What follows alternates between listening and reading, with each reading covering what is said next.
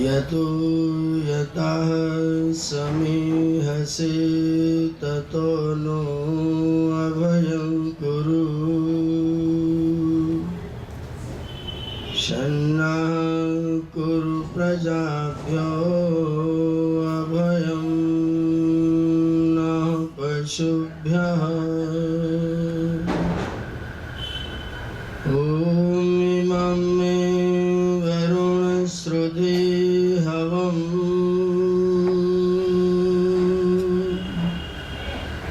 अद्य च मृडय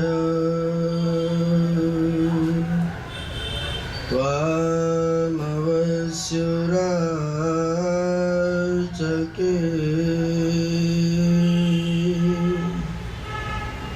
यस्य कारुण्यलेशेन सर्वं सर्वत्र सिद्ध्यति संकल्पितं हृदाभीष्टं तं वन्दे जगदीश्वरं तं वन्दे परमेश्वरं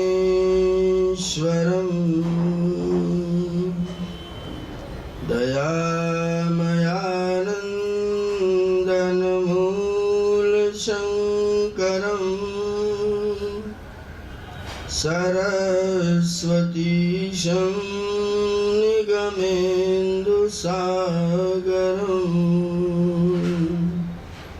विभुं निराकारमजं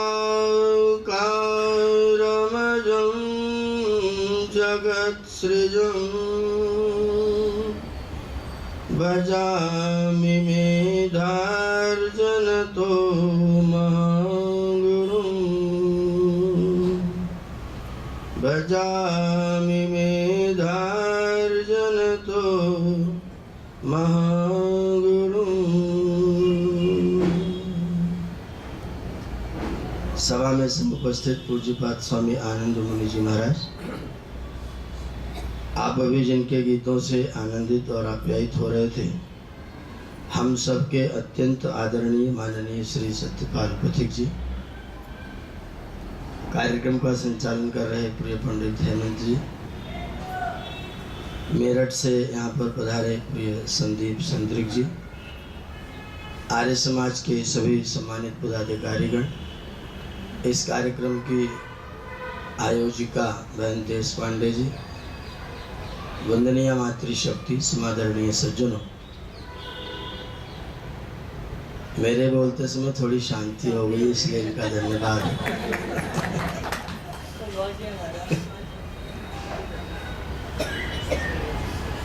मैं इस कार्यक्रम में जब उपस्थित हुआ तो मुझे लगा कि यहाँ तो बोलना थोड़ा सा मुश्किल है। मैं जब अपने व्याख्यान देता हूँ तो सोचता हूँ बहुत नीरवता रहनी चाहिए, बहुत शांति रहनी चाहिए।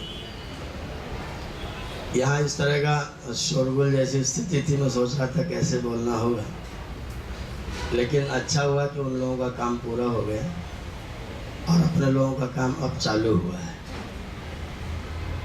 और बहुत प्रसन्नता है आयोजकों के इस कार्यक्रम के लिए।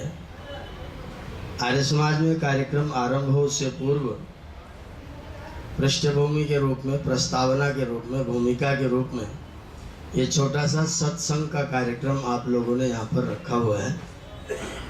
और यहाँ पर आप सब लोग सुंदर सुंदर श्रेष्ठ विचारों का श्रवण कर रहे हैं। एक टाइम था जब सचिन तेंदुलकर पिच पर बल्ला लेके उतरते थे तो उतरते ही एक रिकॉर्ड बन जाता था। न खेलें, आउट हो जाएं, कोई बात नहीं, उतर जाएं, बस एक रिकॉर्ड बन जाता था। इस समय आर्य जगत में पथिक जी की एकदम वही स्थिति है, उतर जाएं, बस एक रिकॉर्ड बन जाए। मंच पर आ जाएं, बस माइक के सामने आए और एक नया रिकॉर्ड बन गया।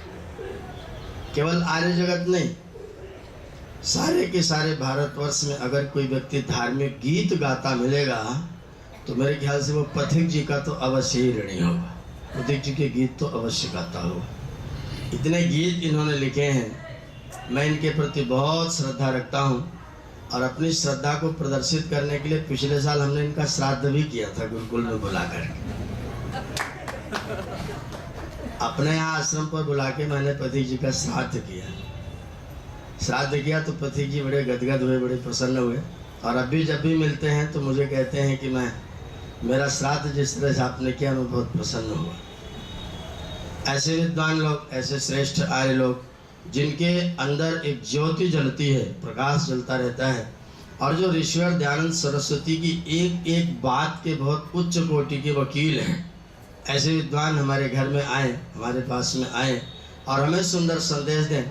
इनकी केवल वाणी का असर नहीं होता, इनके आचार का भी असर होता है, इनके अंदर जो ज्योति प्रदर्शित हो रही है उसका असर होता है, इनकी एक एक बात का, इनके एक एक आचरण का असर होता है। मुझे इनके पास रहने का अवसर मिलता है, पिछले बहुत सालों से गंगारा आते थे तब भी सेवा का अवसर मिलता था और अभी मंच पर कहीं न कहीं हो लेते हैं और हम निश्चित तौर पर गर्व का और गरिमा का अनुभव करते हैं कि मैं प्रतीक जी के साथ मंच पर बैठता हूँ। मेरे लिए, हम अपने लिए इसको गरिमा के रूप में अनुभव करते हैं कि हम प्रतीक जी के साथ मंच पर बैठते हैं। इनके गीत आपने सुने हैं, ईश्वर दयानंद सरस्वती की, महर्षि दयानंद की जय, ये गीत हम लोग सुन रहे थे। आप सब लोग आर्य सज्जन यहाँ पर उपस्थित हैं। सत्संग करने का मतलब क्या है, सत्संग करने का उद्देश्य क्या है? कुछ न कुछ सुना जाए और सुन करके चले जाया जाए या कुछ कुछ परिवर्तन लाया जाए। हम सुनते हैं और सुनने के बाद अगर हमारे जीवन में कुछ भी परिवर्तन नहीं आता, इसका कारण क्या है? कई बार हम सुनते होते हैं, सब लोग सुनते हैं, सबके कानों में आवाज़ जाती है, आवाज़ जाती है, हम उसको सुनते हैं। जब तक सभा में उपस्थित होते हैं तब तक वो हमारे पास रहता भी है और सभा से उठते उठते लगता है कि अब यहाँ से चला गया।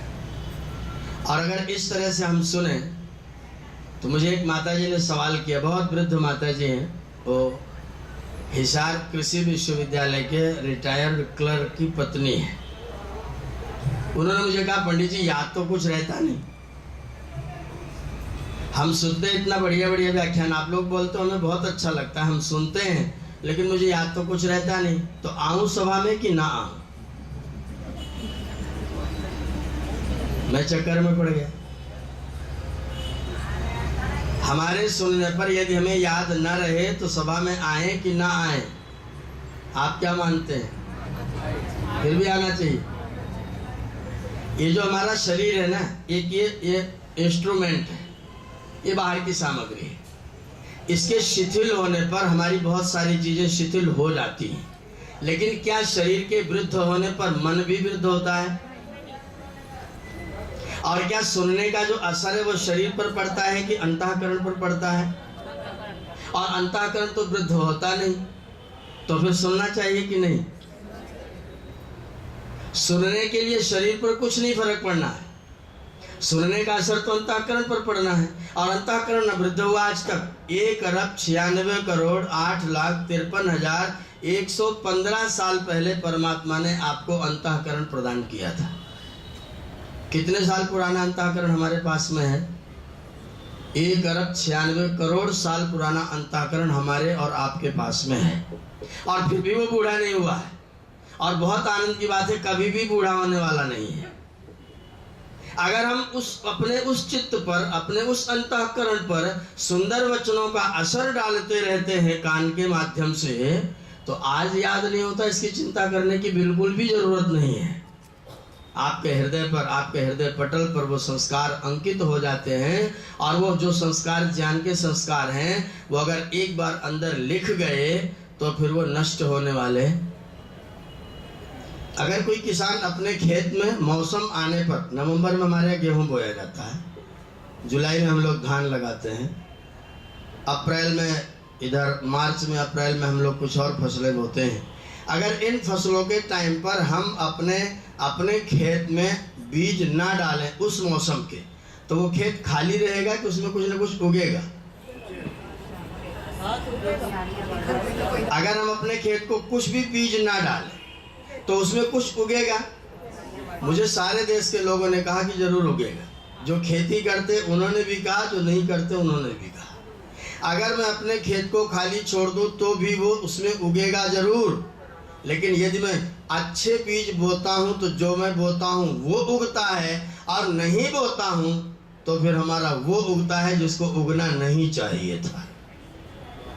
उगेगा जरूर, खेत तो खाली रहने वाला है नहीं, फिर उगेगा क्या बेतरतीब बिना मतलब की चीज़ है। अगर आप अच्छा बीज भी डालें तो भी उस बीज को डालने के बाद भी आपको अपने खेत में निराई करनी पड़ती है, पानी लगाना पड़ता है, सफाई करनी पड़ती है। अगर कदाचित साफ ना करें तो बहुत मुश्किल होगी, वही उल्टी सीधी चीजें उगेगी। इदम शरीरम कौन्तेय क्षेत्रमित्यभिधीयते। या जो हमारा शरीर है ये क्या है?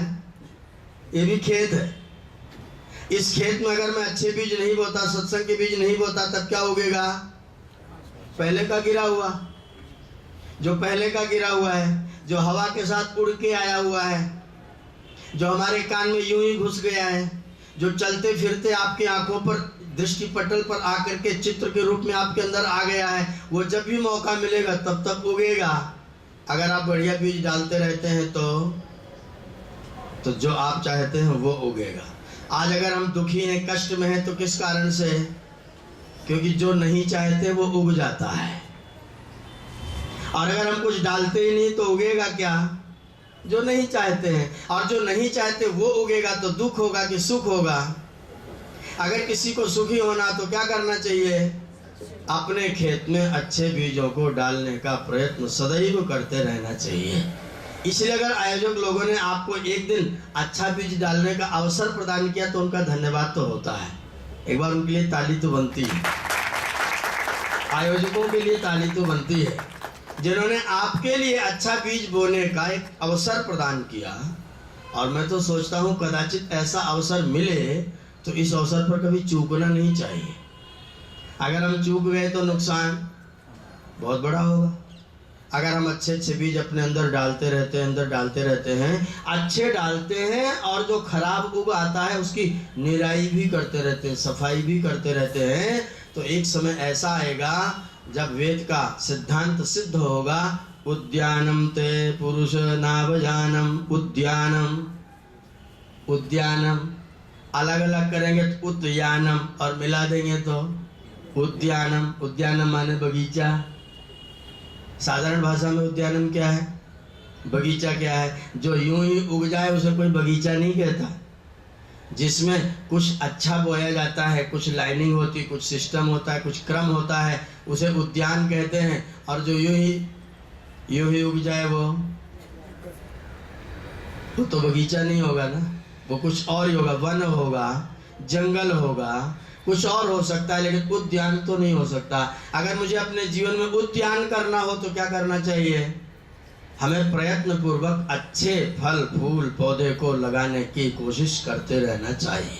और ये जो सत्संग है वो आपके बगीचे में अच्छे फल फूल लगाने का एक सुंदर सा अवसर प्रदान करता है। जब आप किसी की बात को ध्यान पूर्वक श्रवण करते हैं तो आपके चित्त पर वो बहुत सारे आपको याद नहीं होता, चिंता की बिल्कुल बात नहीं। मैंने उनको माता जी को समझाया, बिल्कुल चिंता नहीं करना, याद करने की ज़्यादा कोशिश भी करने की ज़रूरत नहीं है, समझने की ज़रूरत है, और समझ करके उसको अपने चित्त में स्थिर कर देने की ज़रूरत है। और ना भी करना तो भी वो स्थिर तो रह ही जाता है। अगर एक बार कोई चीज़ अंदर आ गई तो फिर वो घर बना के तो ज़रूर बैठेगी। और वो कब उगेगी? जब मौका होगा, जब अवसर होगा। अगर आपके घर में बीज रखा हुआ है तो उगेगा कब?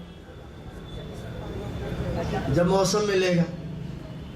आपके घर में अगर बीज रखा हुआ है तब उगेगा जब मौसम मिलेगा। अगर मौसम नहीं मिला तो जब उसको नमी मिलेगी, जब उसको सूरज की किरणें मिलेगी, तो जहां भी रखा होगा अवसर पाते ही वो बीज आपका उगेगा। आज हमारा इंस्ट्रूमेंट कमजोर हो गया, आज हमारा शरीर शिथिल हो गया, आज हमारा शरीर वृद्ध हो गया, लेकिन मन तो वृद्ध नहीं हुआ। और उसके अंदर जो बीज है, जब वो शरीर कल शिथिल ना होकर के खूब अच्छा स्वस्थ होगा, छोटा होगा, नौजवान होगा, तब वो बीज आपका उगेगा। और वो बीज वही बीज है। आप देखते हैं कोई लोग संसार में आते हैं, कम सुनते हैं, कम पढ़ते हैं, ज़्यादा प्राप्त कर लेते हैं।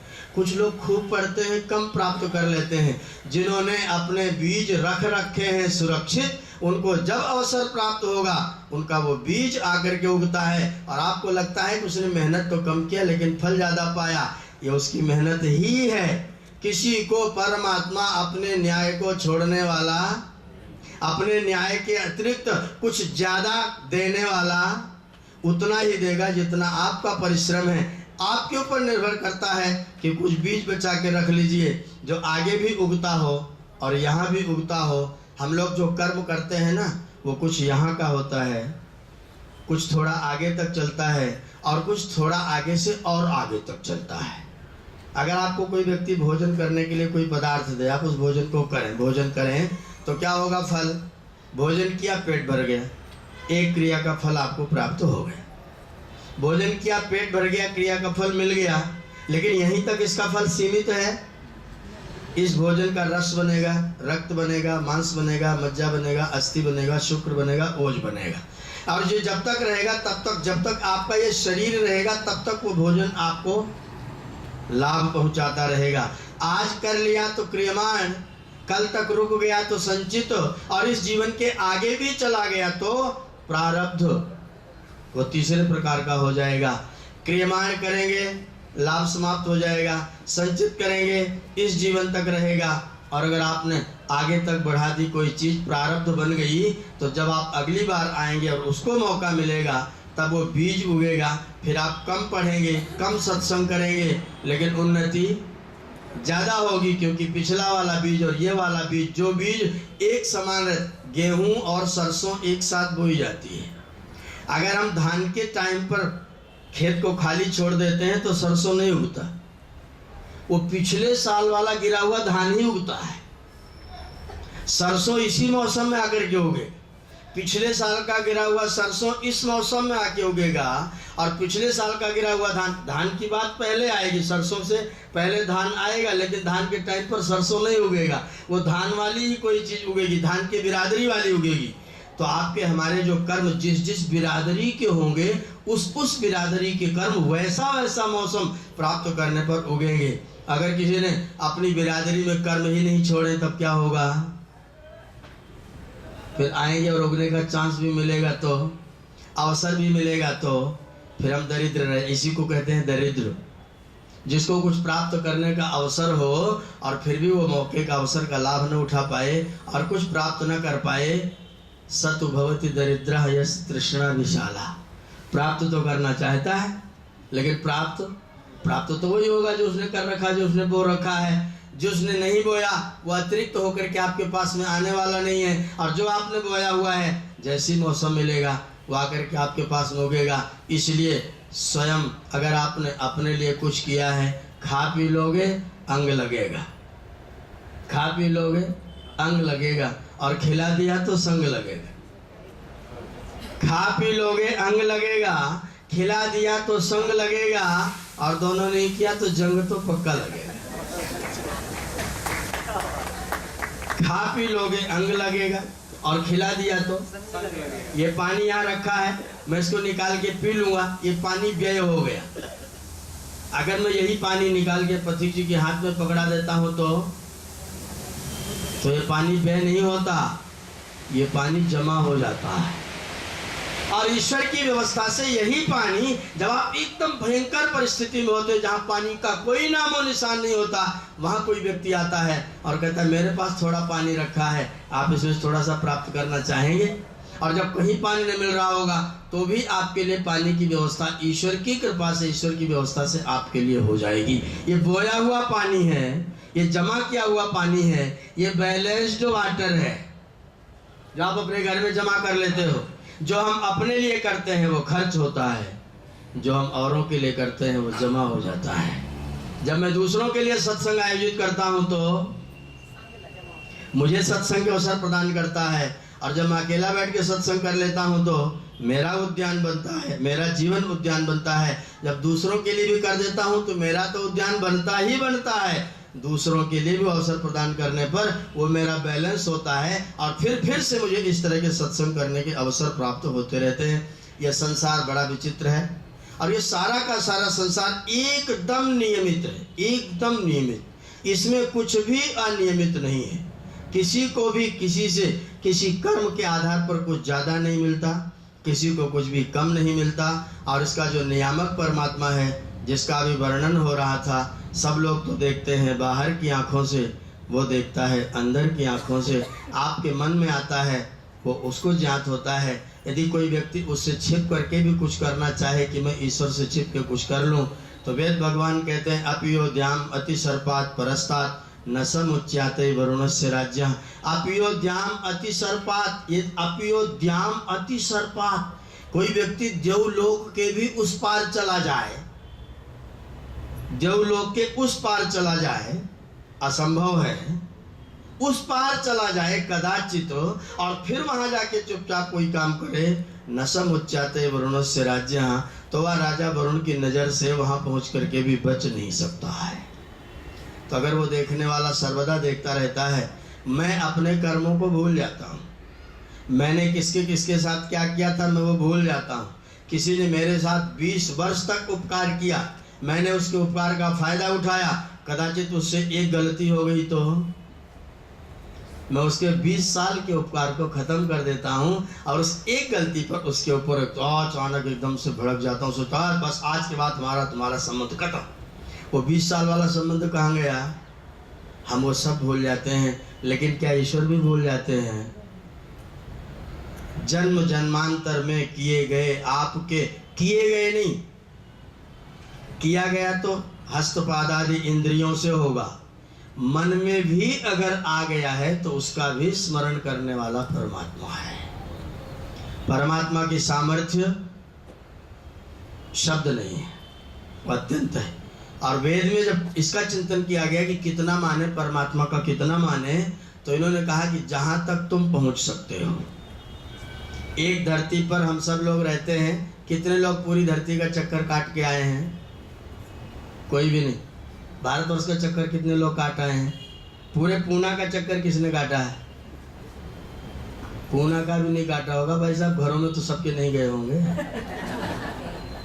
अगर पूना का काटा भी हो तो सबके घरों में जाके घूम के आए हैं क्या? तो भी तो बचा रह गया। आपके एक शहर का भी चक्कर आपने नहीं काटा है। ऐसी ऐसी 13 लाख धरतियां अगर इकट्ठी कर दी जाएं तो एक सूरज का व्यास खड़ा होता है। 13 लाख पृथ्वी एक इकट्ठा करके बराबर कर दीजिए तो एक सूरज बनता है। और एक सूरज में सूरज से भी बड़े बड़े अरबों की संख्या में तारे हैं, और ऐसे ऐसे अरबों सूरज हैं। आप कितना बड़ा होगा कल्पना करिए।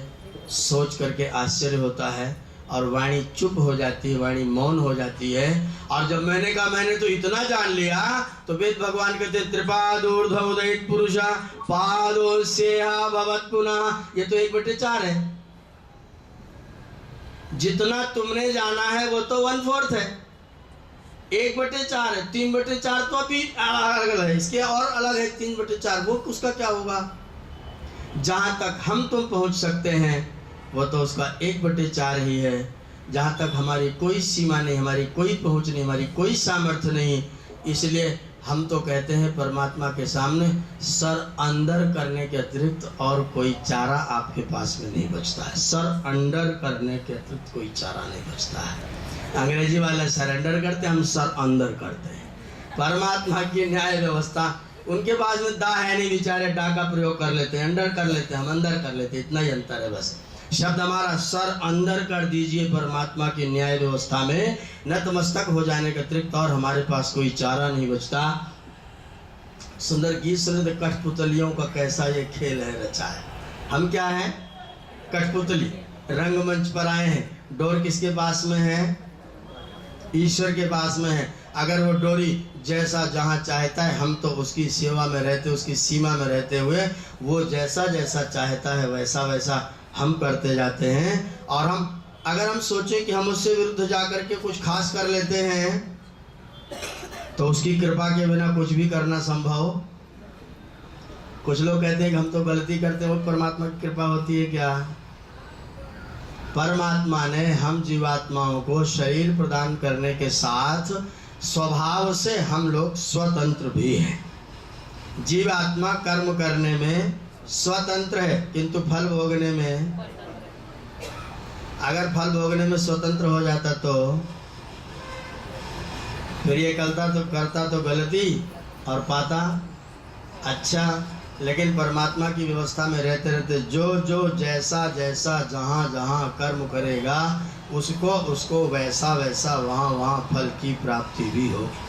हमारे नीति शास्त्र के लोग कहते हैं यस्माच्च येन च यथा च यदा च यच्च यावच्च यत्र च शुभाशुभमात्म कर्म तस्माच्च तेन च तथा च तदा च तच्च तावच्च तत्र च कृतान्तवशादुपैति। यस्माच्च येन च यथा च यदा च यच्च यावच्च यत्र च शुभाशुभमात्म कर्म, उसी को जोड़ते जाइए, तस्माच्च तेन च तथा च तदा च तच्च तावच्च तत्र च कृतान्तवशादुपैति। जो जिससे जब जहाँ जितने रूप में जैसे जैसे कर्म शुभ या अशुभ करता है ईश्वर की व्यवस्था से उतने वहाँ वैसे ही उसका फल सुख या दुख के रूप में प्राप्त करता है।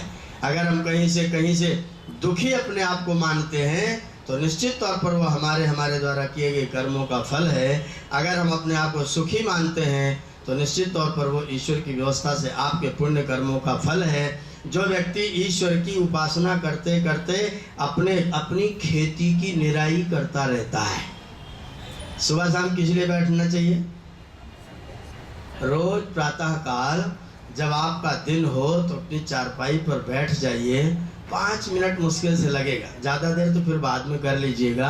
5 मिनट लगाइए और ये करिए कि मेरा मन मेरा शरीर जो जो करेगा मैं उसका साक्षी बन करके दिन भर इसको देखूंगा।